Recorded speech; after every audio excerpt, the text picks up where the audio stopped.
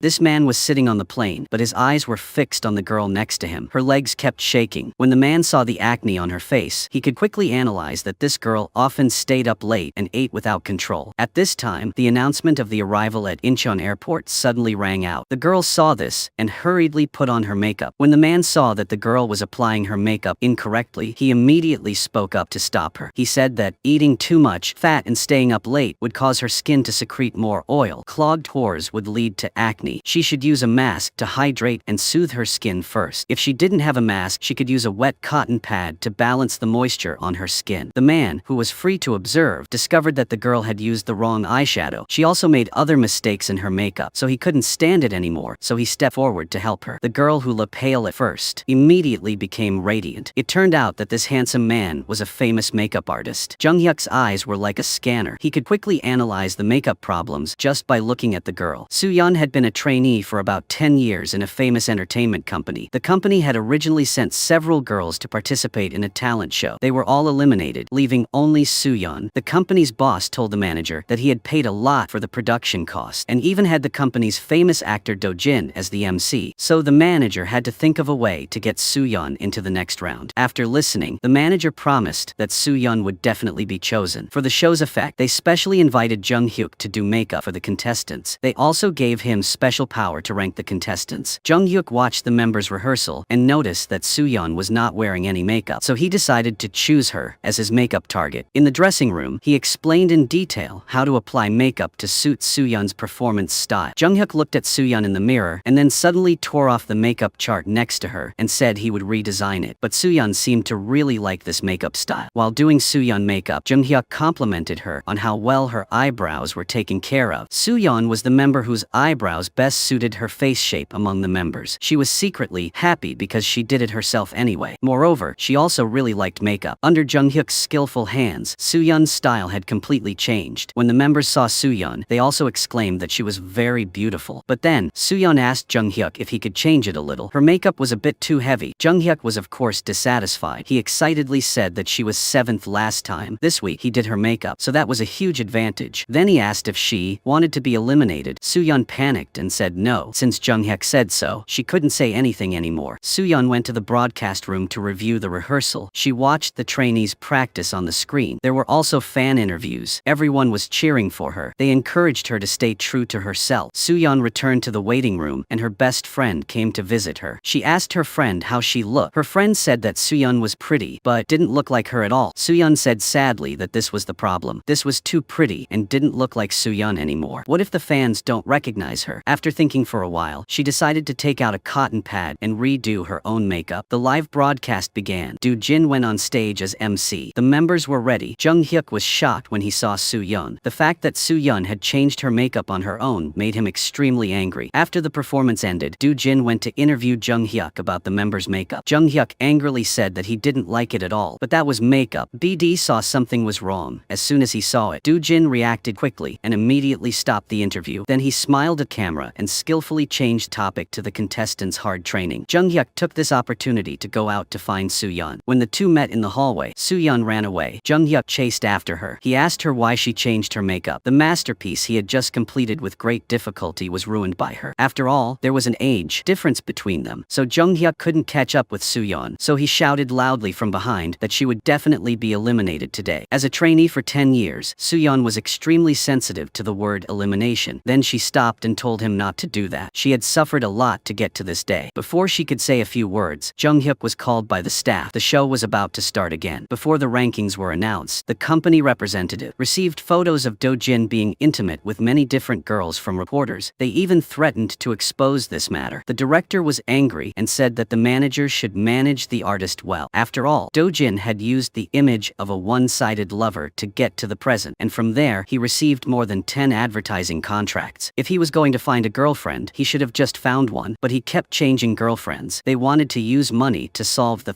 problem, but the reporter didn't want to. After all, a reporter's job is to report exclusive news. So as soon as this news broke out, it was searched a lot. But Do-jin was an employee who made a lot of money for the company, so no matter what, they had to protect him. The representative saw Soo-yeon's practice video on TV, and he immediately had an idea. Although both of them felt sorry for Soo-yeon because she was about to be used as a replacement for the attack, since Do-jin was making money, and Soo-yeon was about to make money. They might as well take this opportunity to sign a lifetime contract with Do-jin. The rankings for the second performance were announced. Jung-hyuk was praying for Soo-yeon to be eliminated from the stage. Unexpectedly, Soo-yeon successfully debuted in third place. She sat there crying with excitement. The path to becoming a trainee was not smooth. The moment of the ranking announcement was extremely heartbreaking. However, some people were happy, and some were sad. Jung-hyuk was a little dissatisfied. Soo-yeon's memories were the worries of most trainees. Soo-yeon's debut had been blocked many times. She wondered if she would have another chance, if she should continue. After wondering, she stood up and wiped her tears to gain courage. But a video recorded by a passerby went viral online. The content of the video was Soo-yeon pushing someone down, causing that person to be hospitalized and almost losing his eyesight. Soo-yeon hurriedly went to her manager to explain that it was Do-jin's birthday party that day. He told her to stop by for a while. Then she witnessed his rumored girlfriend fighting, so she stepped in to stop them. So she accidentally got involved in the fight. She pushed the other person away, but unexpectedly the other person hit the table. This was a maliciously edited video. Soo-yeon suggested finding the original video and posting it online, or interviewing the witness. But the representative said that Soo-yeon had attended that party. It was true that Soo-yeon pushed the girl and caused her to go blind. So now Soo-yeon was forced to leave the group. Soo-yeon desperately knelt down and begged the representative to save her. But the representative said that she did it all herself and was responsible for it. She had ruined her own life. Do-jin didn't know that he was the root of the problem, so he went to the representative to convince. The representative said that Do-jin shouldn't have called Soo-yeon to that party because she was still a trainee. Do-jin was about to hold a press conference to clarify the matter, but the representative immediately analyzed pros and cons for him. The two women who fought were both people he had dated, but just yesterday in an interview, he said that he was single and had never been in a relationship and that he was really looking forward to having a girlfriend. Do-jin said that his agent told him to say this. Sure enough, behind every successful celebrity, there is someone who supports them. After the competition ended, Jung-hyuk saw the news that Soo-yeon had left the group. There were also comments from netizens criticizing her. He was still wondering who had changed her makeup. Even at night, when Jung-hyuk slept, he dreamed that people were laughing at him for not looking as good as Soo-yeon's changed makeup. The next day, he asked his manager to find Soo-yeon's contact information. Even though the competition had ended, the makeup was very amateurish. Everyone thought that he had done it. It was a humiliation to him. Jung-hyuk returned to the office and looked at the negative comments online. Some said they wanted Soo-yeon to disappear. Some asked if she was still human. Some said she pretended to be gentle. Some speculated that she got into the group because she had an affair with the director. Some said she was a thug and had a bad personality. They said it was like they had seen it before. The next day, Soo-yeon returned home. She stood far away watching her parents in the studio. The neighbors stood outside her house, gossiping as if they had seen her drinking. They said she got drunk and made a scene. Soo-yeon sat sadly on the beach, thinking about the past 10 years of hard work. Every time she practiced, even though her legs were swollen, she had to endure it and continue practicing. She only hoped that after she succeeded, her parents could live better. Now everything was over. A year passed quickly. Because Jung-hyuk and manager Kim were too picky, the interns quit one after another, etc. So they prepared to reselect employees. There was even manager Park who quit here and went to work for Pao, Ji-hyuk's competitor. Even though they were competitors, director Oh was the one who found and trained Jung-hyuk in the first place. After graduating, he started his own business. Director Oh gave him the position of branch manager in Busan. On this side, Jung-hyuk and his colleagues were extremely upset because their staff was stolen. Si-jun suggested that they quickly open a branch for them. A position like branch manager would prevent them from losing people. Jung-hyuk completely objected because if there were a chain of studios, he wouldn't be able to split himself up to manage them. The studio's reputation would decline. Si-jun said that then he should please stop making things difficult for the assistants. The day of recruiting assistants finally came. The first round was to give everyone 10 seconds to look at the model. Then they were asked to copy the makeup on a blank sheet of paper. After that, the judges would select the works. Manager Kim picked up a copy that Se-jun had rejected. The other judges all praised together. Soo-yeon entered the interview room. Jung-hyuk was immediately surprised when he saw the interviewer in front of him. Jung-hyuk went forward and took off her glasses, saying that he wouldn't recognize her just because she was wearing glasses. Jung-hyuk angrily pressed Soo-yeon's shoulder and asked if she dared to come here. Jung-hyuk was very agitated. The other judges quickly pulled him back to his seat. Jung-hyuk couldn't contain his anger. He pointed at Soo-yeon and said she didn't pass. Manager Kim was dissatisfied on Soo-yeon's behalf. He said that she had come. No matter what, they should give her a chance to be interviewed. The other judges nodded in agreement. The interview began. Manager Kim asked Soo-yeon if she was interested in makeup. She felt like she wouldn't be accepted no matter what, so she said she couldn't be an idol anymore. anymore. Compared to her interest, she was actually more interested in making money. That's why she took the makeup certification exam. The female examiner asked Suyeon if her dream now was to become a makeup artist. Suyeon asked if it had to be a dream. Because her 10-year dream was gone, she didn't dare to have a dream anymore. She was afraid of her past failures, but if they gave her a chance, she would work hard. Junghyuk continued to say that they only needed someone who was extremely talented and provided great service. As for her description, she simply saw makeup as a tool to make money, so she should go somewhere else, not here. Manager Kim said he wasn't interested in whether Suyeon had a dream or not. He just wanted her to work hard. He then asked what makeup meant to her. Suyeon then said that her mother's dream when she was young was to become an actress. Because of that, she also wanted to become a singer. Her mother often said that her dream was her mother's dream. When Suyeon was 20, her family went bankrupt. Now her parents run a noodle shop, but Suyeon's mother still puts on makeup every day, even though she sweats when she works and her makeup fades. Suyeon then concluded that maybe when her mother puts on makeup, people feel troubled, but after everyone puts on makeup, their mood becomes better. The judges were also convinced after listening. After the interview, Suyeon waited for Junghyuk at the door. When Junghyuk left the company, Suyeon explained to him why she changed her makeup. The reason was because it was too pretty and she didn't look like herself anymore. She was afraid that the audience would only care about her makeup and not her. The important point was that she did not become famous because of her appearance. She was very sorry for not considering his position. On the other side, Junghyuk was invited to participate in a global beauty contest. But besides him, there was still one person who wanted to participate. Director Oh, who was also his teacher. The two of them would compete on the same stage. Junghyuk refused to participate when he heard that. He did not want to compete directly with her. The organizer continued that if Junghyuk won the contest, he would become internationally famous and the whole world would pay attention to him. Hearing that, Junghyuk immediately wanted to participate. He also wanted to take this opportunity to compete with Director Oh a little. Then he told Sejun to check Hawon's schedule. He wanted her to be his model. Junghyuk designed the makeup and looked at the model on the paper. He remembered his ex-girlfriend. At that time, she chose to leave him to go to America to develop her career. On this side, Director Oh was questioning the qualifications of the employees. Director Oh saw that none of their works were impressive, so she was very worried. Inside Junghyuk's office, everyone was choosing the best candidate for the